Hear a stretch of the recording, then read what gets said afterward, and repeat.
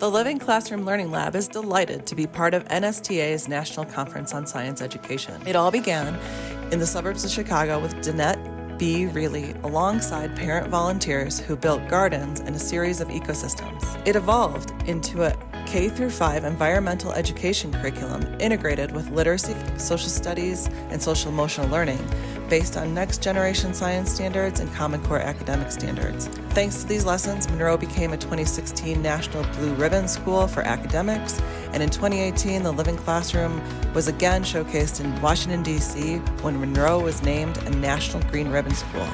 The themes of the Living Classroom are nature detective, seed to seedling, private eye, and ecosystem study. Please join us to learn more about the Living Classroom Learning Lab at our presentation of Patterns and Shapes in Nature with Fibonacci on Friday, March 28th at 8 a.m. in the Convention Center Room 116.